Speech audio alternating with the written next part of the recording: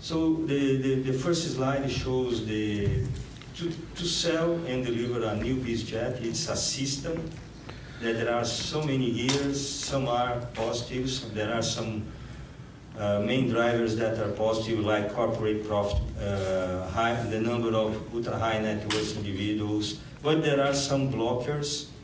I would say the exchange rate in emerging countries, pre-flow market, and the willingness to invest are somehow holding the recovery of the BizJet deliveries. And the GDP, US, I would say, current projection is 1.4, Europe 1.8. So we know you have in executive aviation a magic number of 3%. When it's 3% or above, the demand grows, and unfortunately, in important regions like Latin America, Russia, Middle East, there are impacts, and they are not helping the industry in terms of acquisition, and we do not see in a short term, I would say, any possibility of recovery in those regions. Brazil next year, we expect some kind of 1-2% growth. That's not enough to promote the recovery. One thing we have seen that the trend of moving more, and US is playing and more importance in terms of deliveries, and I don't see that this trend is going to change. So in our prediction, US will represent in 2016 something like 65 to 7% of the total deliveries this year. In order to summarize, I think there are some points that are positive. The US GDP, a number of high net worth individuals, it's the record level in history. The industry, I'd say the OEMs are doing our part. All OEMs are bringing newer planes, clean sheet designer planes, so adding options to the market. That's the positive side. The traffic, if you follow the FAA Eurocontrol numbers, they are not improving, so that's, I'd say, a neutral aspect. I'd like to see a much higher utilization of BizJet.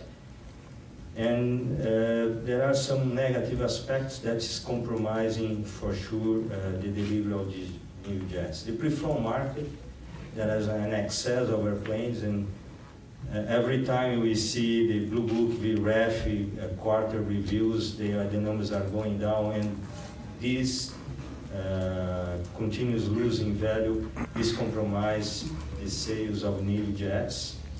Commodities, low prices, oil, so many things are not helping the economy. The exchange rate between US and the other countries are not helping. And I see that in the next years, in particular 17, maybe 18, you're gonna see some level of recovery, and I think that's the expectation of every OEM in the entire industry, charter companies, MROs. I think the current status is not helping anyone in the industry. Some product updates. We brought the Phenom 100 EV to the show. I invite you to see. It's a very cool painting system there. We enhanced the avionics, the power plant in order to perform a hot and high. And this is something that is going to add value to the industry. And please have the chance to visit us during this static, and you're going to see this beautiful painting scheme, this beautiful machine. And we're also offering some unique solutions for aftermarket, so if you have something cool and interesting to see, you are able to customize and deliver. And this particular is a configuration very, very special for some customers. The 300, more than 350 airplanes delivered. We will capture 54% market share in a very short period of time. Has been the most delivered jet in the industry the last 3 years. I hope this year will continue in that situation. I think let's see if you'll be able to accomplish that mission, and it has been accepting in all market segmentation. Owner pilots, CFDs, charter company, fractional, all kinds of business, and I think it's a very good machine, very well balanced in terms of performance, low operating costs, and I'd say one of the most, I'd say, available airplane in terms of reliability in the industry. I think we delivered airplanes to fractional operators and high utilization guys that help us to improve the availability, and think offers unique value to the customers. In a very short period of time, I'd say the first Phenom 100 was delivered in December 2008.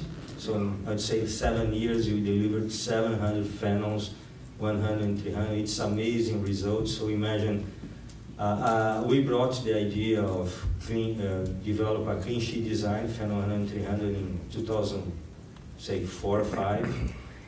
And then a few years after that, 700 are in operation, and the Phenom 300, the most delivered jet. So it's amazing result.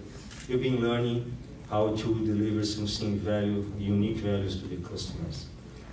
450, I'd say, is the best in class. It's another, I'd say, breakthrough. It's with lots of technology embedded in the airplane, and for example, the full fly-by-wire.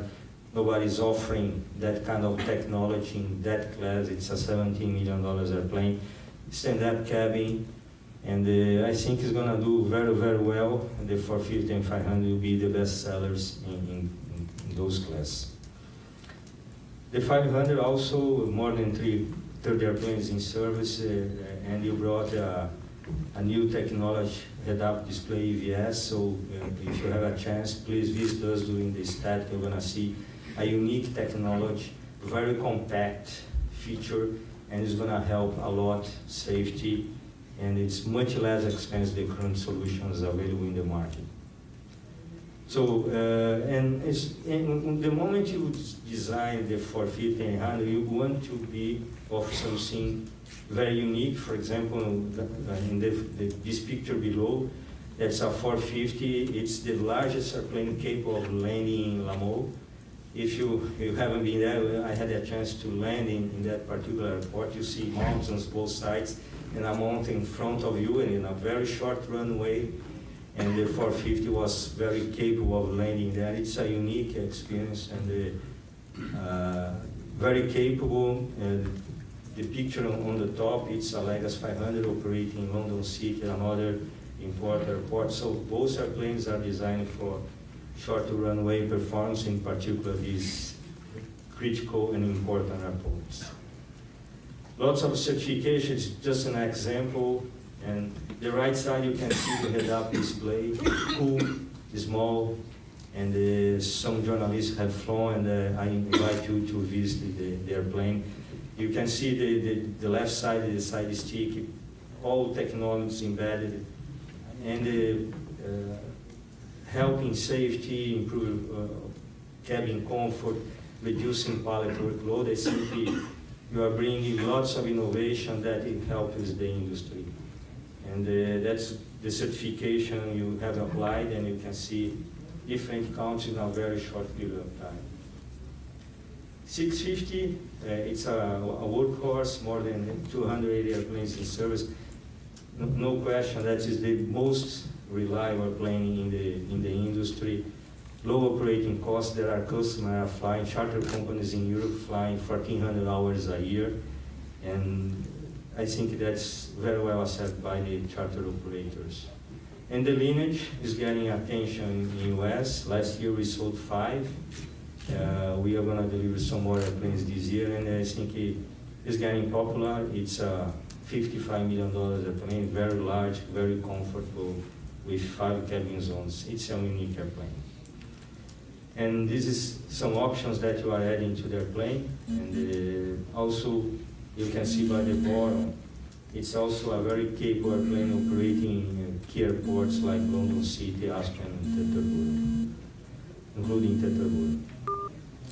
And you are also able to design and provide a green airplane and work with some completion. So you can see from the left side, a very large window that you can develop and deliver to the customer. You have requested some customers have requested that in interesting configuration. Our design is, Jay is here. If you want to customize your plane, we can help you do that. And some achievements in a 10-year period. There is a history. We start from ideas, Fan 100, 300 in 2005. In all these years, you achieve 1,000 jets, being recognized the #1 in ProPilot, Aviation International News, ahead of a very good brand that's Gulfstream. We are very pleased to be ahead of those guys. And being achieving, keeping moving. We have the full portfolio already certified and ready for the future. The broadest portfolio we have from the Fan 100 4 seats configuration to a ultra large, larger plane. For sure, there are some missing spots that we maybe one day gonna be addressing, but the Fan 100, 300, 450, and 500 are the best machines in the industry today, no question. Global footprint, you have a major operation in Brazil. You are expanding, and the following slide I'm going to show about Melbourne. Very recently we announced a new plant designed for seats design and manufacturing. You want to control the customer touch point, so it's important for us that the places the customer touches, we control the destiny, and we are investing heavily to design and manufacture the seats. And Embraer, it's a 2 state-of-the-art manufacturing plants, have metal, I'd say specialized for wing fabrication, and the other plant for composite. If you have a chance to go to Europe, you'll be more than pleased to welcome and see state-of-the-art factory. It's a combination of lots of lean manufacturing and automation in those plants, and you're going to be very well surprised what you see there. The only one service centers, currently you have 6, and when you add all the sales forces and the authorized service centers, you can see that you have a very global footprint that allows us to serve customers anywhere. That's the expansion. We start from a greenfield in 2008. The first time I went to Melbourne with a small team, it was a greenfield, and you can see by this picture the size of the operation. The upper side, the left side is ready for improvement, so you needed to have more room and expand the operation. It's already available. So we're going to be growing, and probably 2-3 years from now, you're going to be reaching something like 1,500, 2,000 employees there. That's the line, so we expanded the facility. The right side you see the Fan 100, 300 assembly line. Now all the production is made in US, and the left side the 450 and 500 that you're gonna deliver the first airplane this year. So we flew the 450, first airplane to be assembled in Melbourne, and we're gonna deliver this airplane in December to American customers. So more and more you'll be transferring 450 and 500 to here. And I think it's important. US is the largest market. It makes all the sense to be here and competing and offering solution to the American customers. That's Titusville. That was the opening. And that plant will be totally devoted to seats and development, and all relate to that class, and I think the plant is ready to go, and the main goal is not to reduce costs. It's also part of that, but is to elevate the customer experience. You want to move from a kind of value for money value proposition to the most desired brand in executive aviation, and seats, it's an important I'd say aspect to be managed by us. So from now on, we are going to design and manufacture the seats. Global presence in, I'd say, 11 years, 1,030 jets in operation in more than 60 countries. It's amazing, and how you have done that. First of all, Business Jet Traveler and other important magazines, they've been conducting surveys, and they ask a question. If you have a year to fly airplane, complementary flying, which airplane do you select most? Or which one do you select?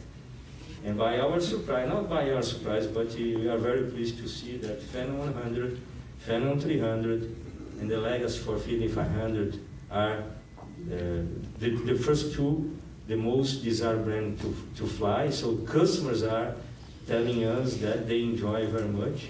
And the 450-500 will be coming the first, I have no doubt, once more people are being exposed to the 450-500.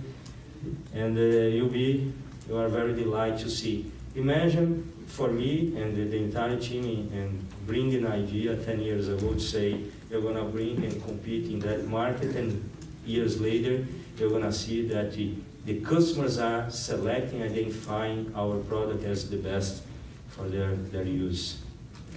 And more than that, it's not just the product, but also a great recognition. I think Murray is here from Propility. Wilson Lee, where is Wilson? My friend there. They run important magazines, and they're being awarded as #1 in customer support, and we are very, very pleased. We do respect the Gulfstream a lot, but that's our town now. So I think my friends from Savannah maybe say, I know the other day I met John Hazalon from Dassault and said, my friend, sorry about that, but you're going to be leading and you're going to continue providing the best overall experience. It's an amazing result. Scott is one of the main guys leading all this run, but we devote and dedicate lots of attention to serve the customers in a different way. And I've been talking to customers, and they recognize you do something different with them. And thank you, Scott, and the entire team for this achievement. And finally, my friends from Aviation International and ProPilot, the opportunity for us to participate and reflect this great achievement. Thank you very much. And how Embraer can help and improve the executive aviation. I think this is something that is going to call more and more attention, and I think Embraer can add lots of value to the industry and passengers. So when you see it's a data that you collect in US, United States in 2015, $800 million passengers flew commercial, and just 2 million, equivalent 2 million people flew the business jets.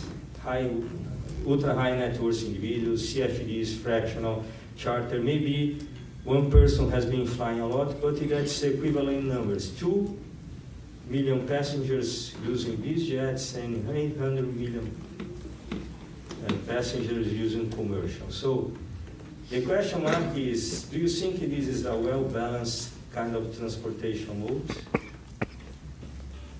For special, I don't say special people, but people that time makes all the sense, like senior VPs, direct, consultant, lawyers, physicians.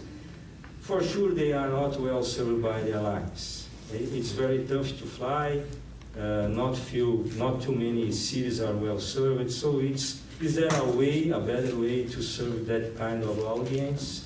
That's a question mark. And everybody here flies, and once you needed to go to a commercial service, traditional airport, conventional airport, you need to do your check-in. There is the security 2 hours in advance. You do not control.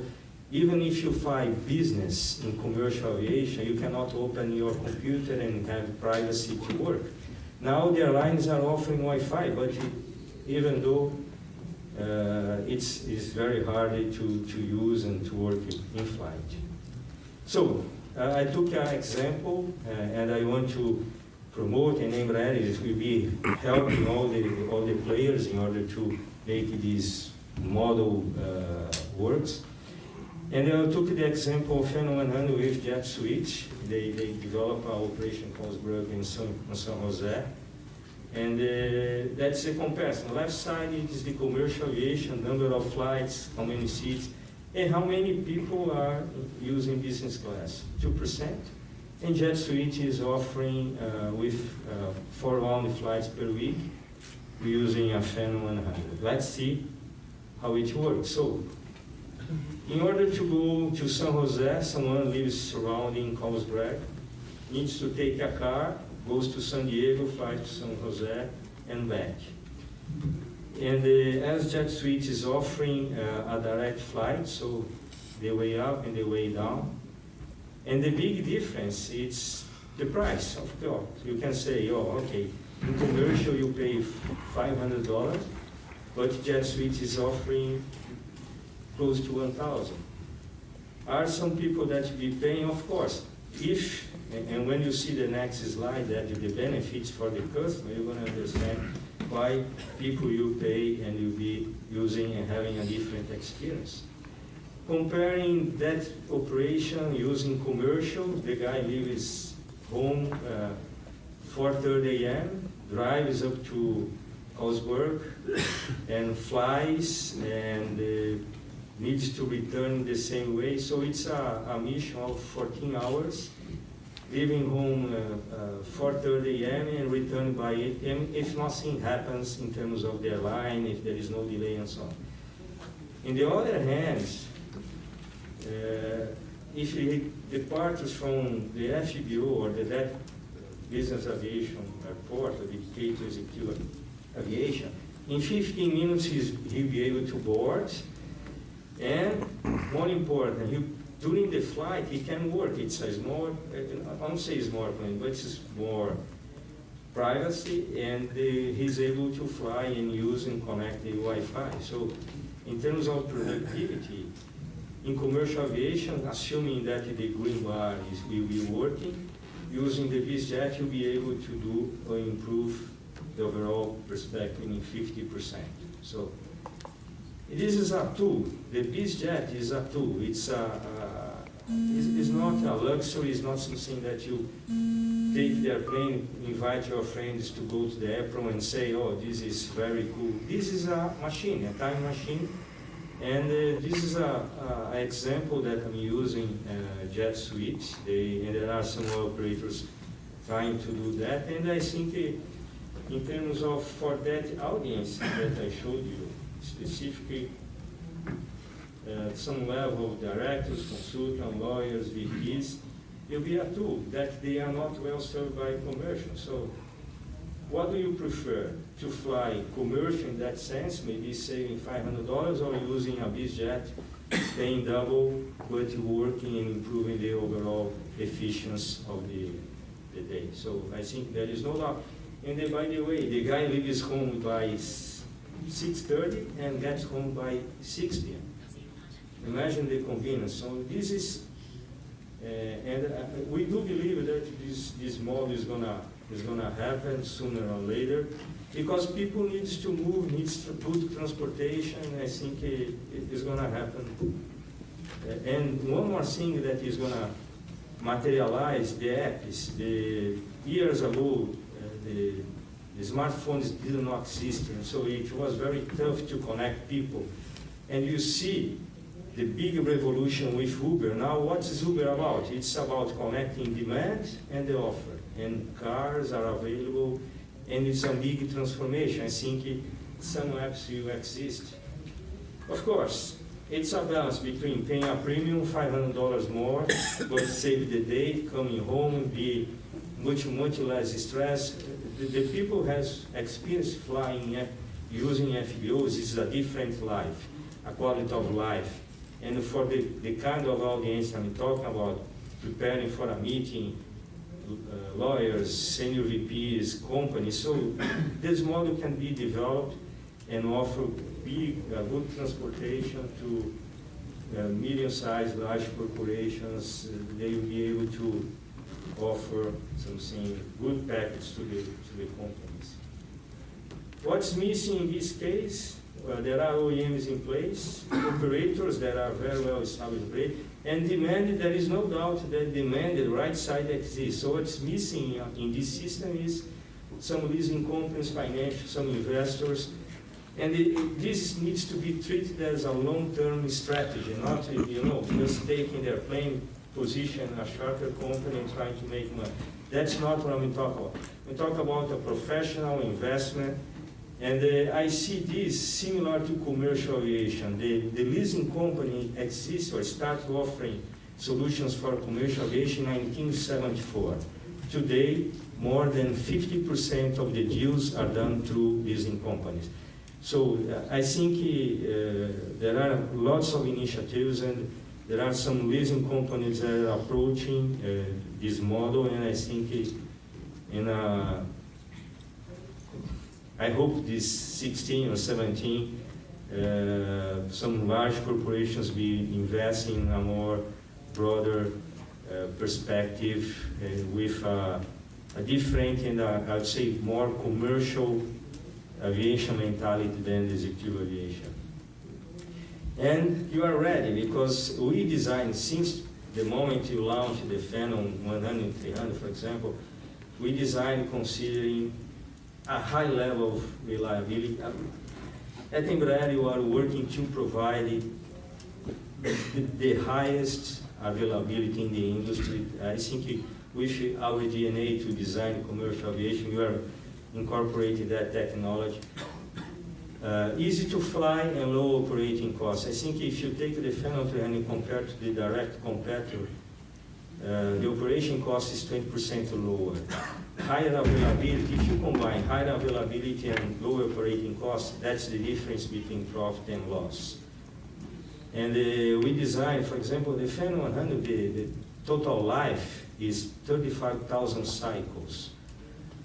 In the beginning of the program, we assumed that in any moment this kind of, I'd say, high utilization operation be required, and you design for that, and the airplanes are easy to maintain. So the solutions are available, and I'm dedicating time with operators in US, Brazil, and Europe in order to materialize. So Embraer will be doing everything that's necessary to materialize this deal.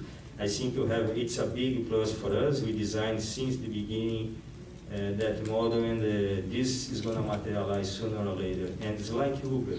You cannot block, because people need this better transportation. What you have the solution that operates. It's missing some level of investment, but it's going to happen. And you are devoting time, and particularly my time, to help the companies to design a successful business model. And some announcements for the show. We are forecasting, fortunately, there is some level of growth. In 2017, 2016, I would say 840 jets per year compared to 800, 200, 820 as currently. This year, I think 650 airplanes will be delivered. So when you compare 650 to 8,400, it's a big jump. And I believe there is a new dynamics in the acquisition. It's much more, it's much tougher now to go to a board and convince the CEO to go to the board and say, I need to replace my airplane because of the residual value. It's taking more time, and until there is a better adjustment between capacity and demands, I think the price you'll be seeing a price dispute, and I think unless the capacity issue is managed, I don't see the price recovery, and more companies will be trying to use leasing solutions or buying transportation than acquiring jets. So, and somehow, if the model that I presented earlier works, I think it will be an opportunity for the business aviation to grow again in a different mode. But our forecast is 3% growth in this period of 10 years. And the US is going to be the largest market, followed by Europe. And China indicates still a positive market, but the last 2-3 years they've been slowing down, and let's see if they'll be able to grow again. Middle East is all related to oil industry. If the oil price comes back again, I think there is a chance to sell birds there. That's the breakdown. The ultra long range, because of the price, is still be the largest in terms of revenue.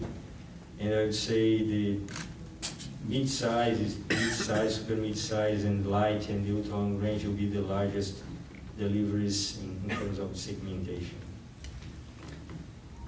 So the news is you are bringing the 650E, that is some news about this program. So the 650 is a compatible workhorse. You are extending the warranty, and you are repositioning the price in order to assist the charter companies and the high utilization operators to buy, and you keep the life of the 650. So you are redesigning the seats and improving to have some enhancement in terms of the interior. You are upgrading the avionics with auto throttle and synthetic vision. I think it's gonna important for the operators. And you are extending the warranty from 6 to 10 years. I think it's unprecedented in the industry. And you are repositioning the price of the legacy 650 to 25.9. I think it's more adequate to the situation today. And I think the goal is to keep running that product for charter and more high utilization operators. And I'd like to invite you to